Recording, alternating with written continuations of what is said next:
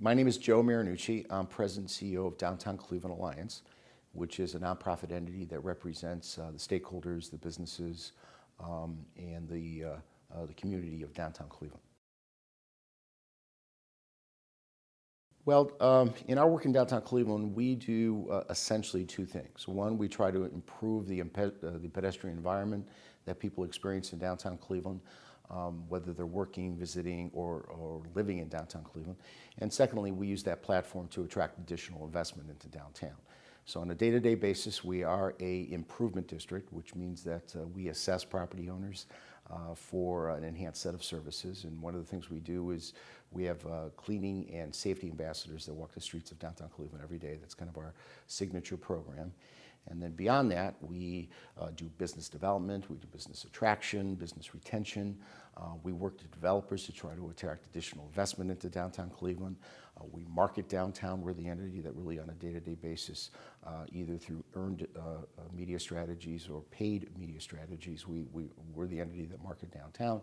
And then we also produce a number of events to animate public spaces in downtown Cleveland to ensure that people, again, enjoy themselves while they're there. I graduated from Cleveland State University with a degree in political science, and a family friend at the time let me know that there was a position in county government dealing with the county's CDBG program. So I applied, was successful in securing the position, really had early ambitions of ultimately going to law school. That never materialized, but the good news is I worked for the county for a number of years, then for the state, and really from a career perspective, really enjoyed the economic and community development field and began concentrating on that exclusively. Well, what's kept me inspired, I think, is the evolution of the profession. Early on, when I began this work, a lot of it was geared towards real estate decisions and trying to get people to make decisions based on the attributes of a particular piece of real estate. I think what we're finding now is that it's now changed. Talent attraction, I think, is the driver for economic development. So in our work in downtown Cleveland, for example, we stress the amenities that we've created there. We stress the quality of life. We stress the environment that we're creating that attract millennials, attract young professionals, attract aging baby boomers, and in an environment we believe is best suited now to attract investment going forward. So in many ways the dynamics have changed. Years ago it was a top-down decision-making process. The CEO of a company normally made a decision. Now it's the other way around. People are making decisions where they want to live, and companies are having to go where the talent is. And we think going forward that's going to be a great advantage for legacy cities, especially like Cleveland. I think the neat thing for us in Cleveland right now, and in particular downtown Cleveland, is we're seeing the results of creating that mixed-use quality of life environment. Downtown Cleveland historically was a Fortune 500 company headquarters cities. We had our share of big corporations like LTV Steel or BP. And as we began that transition and began to lose some of that historic big company fabric, we've begun to replace it with a residential strategy and a mixed-use strategy that in many ways has created a much more vibrant downtown. Years ago, 30 years ago, downtown Cleveland, although had a lot of jobs, most of those jobs were 9-to-5 jobs. And although we've seen some recovery in our job loss over the last 20 years, the reality now is that downtown Cleveland is more vibrant because there are 15,000 people that work and live in downtown Cleveland. And in essence, that feel of creating a neighborhood, I think, is showing great dividends for us. And again, it's creating more and more momentum for us going forward. The biggest challenge is that Cleveland, as a legacy city, continues to have struggles. Cleveland's population loss was significant, although it slowed in recent years. It still struggles to attract residents. Downtown and some of the adjoining neighborhoods have actually seen great growth. In fact, downtown Cleveland, if it were a city unto itself, would be the fastest growing city in Ohio. But the city as a whole has still struggled to maintain that population base and therefore maintain that job base. So for us, it's a question of how do we take the success of downtown Cleveland and how do we work with the community to take that success but bring it to the other neighborhoods of the city of Cleveland. I think at various points in my career, I was blessed with having good immediate supervisors. As I mentioned, when I joined the county and what was called the urban county at the time, I had a gentleman named Terry Stewart who kind of nurtured me, gave me the flexibility to learn, to experiment. We created things like competitive distribution programs for the CBG dollars, the first time that was done at the county level. At the state level, the same type of environment when I went there.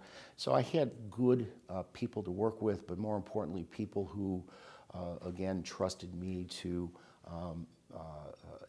create new opportunities and create new synergism. So I wouldn't say I had one particular mentor, but I had a series of people that I think I worked with that allowed me to flourish in the profession. And that's allowed me, hopefully, to take some of my historic knowledge and to share with my staff currently and some of the colleagues that I've had the opportunity to work with over the years. Using the term profession in and of itself is a significant step. Years ago, again, we were kind of a haphazard industry. There really wasn't the type of discipline we now have in terms of the certification programs, the education programs. And I think the biggest thing we've done in the last 20 years is organize ourselves into a definable profession with the certifications and the educational opportunities that allow people from a continuing education perspective to move forward. So the array of skill sets in the profession still is greatly different. In other words, we have people who are experts in marketing, we have people that are experts in business attraction or retention, we have people who are experts in infrastructure, but the reality is we've created an umbrella that allows all of those disparate expertise to talk to each other in a way that I think's created the profession that we now know today. Well, I think in many ways, although some of the tools have changed, you know, I began in this business when UDAGs were in the marketplace, urban development action grants, and although some of those words have changed and some of the mechanisms have changed, philosophically we're still in the same position of trying to identify resources that could come to bear to help make a company or a project move forward. And some of those basics remain the same. What I'm seeing, though, different in the marketplace is the level of collaboration.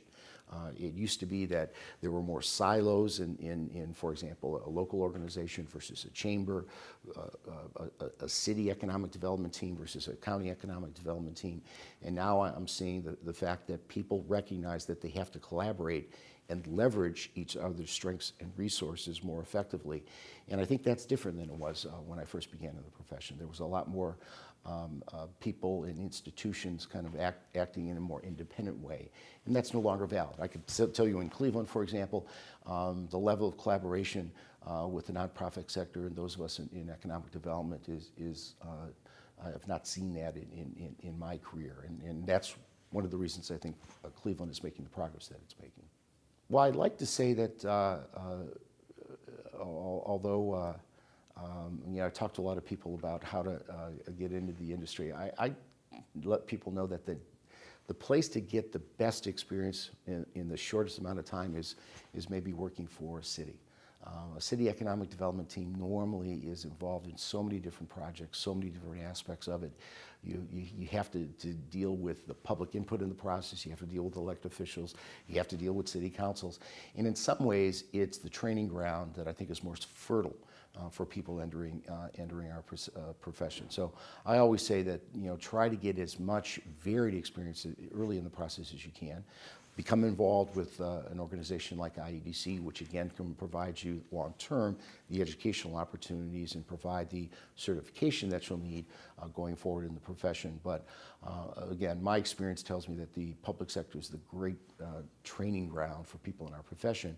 And from there, you can go into nonprofit, you can go into quasi-governmental, you can go into the consulting field. But it's with that basis I think is the strongest, especially for people entering the profession. In our world, we always begin with metrics. You know, what do the numbers say? You know, in my downtown world, you know, what's the average vacancy rate in our downtown housing portfolio? What's our occupancy rate in our office buildings? What are the, you know, ADR in our lodging industries? So we always begin with those types of things, but the question becomes then, how do we present that data in a way that's most effective?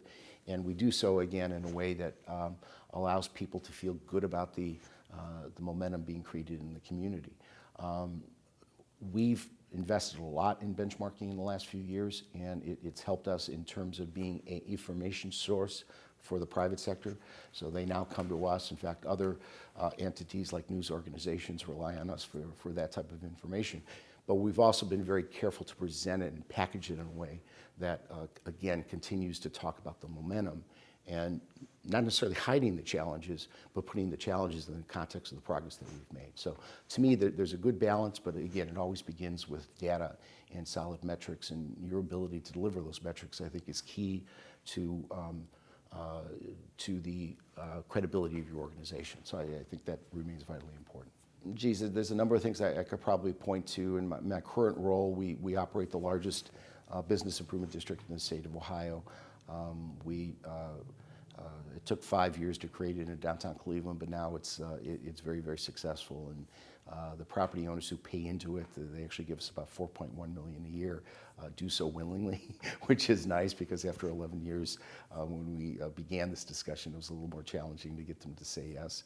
And the progress we've seen in downtown Cleveland, bringing IEDC's annual conference to Cleveland, bringing the Republican National Convention to Cleveland, really are beginning to show the fruits of that approach. But looking back on a career basis, it's interesting. You measure, again, in many ways in our profession, by the ability to do projects or series of projects. I remember years ago, one of my colleagues in the profession, Paul Krutko, who later became a chair of IDC as I did, he was in Cleveland working with me, and we convinced HUD to take UDAG dollars, and for the first time in their history, allowed us to take those dollars and literally take one award and split it off into 4 different awards. The first time we got the Inspector General to do that anywhere in the country, and we were able to jumpstart a housing program in our warehouse district. And it's those types of neat challenges that I think have kept me fully engaged in the profession, and feeling that I'm able to accomplish things both personally and from a career perspective organizationally to keep projects and to keep initiatives moving forward. Well, what I would probably share with them, although the reality is we're a little bit like baseball players, meaning that when we come to the bat and we're dealing with a project or initiative, if we're successful, 30% of the time, or if we have a 300 batting average, we're going to be an all-star. And that's the reality of our business, though, is that 70% of the time we're going to strike out, or it's not going to quite work.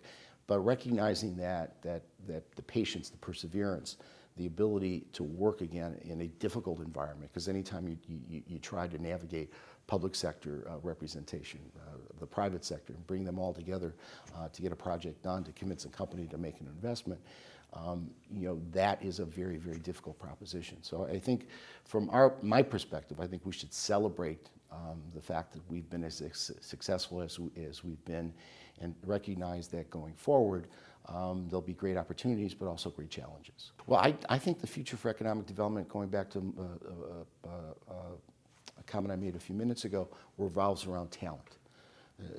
Again, the opportunities that we have in this country are all knowledge-based. And the reality in my mind going forward is communities need to recognize, how do we attract talent?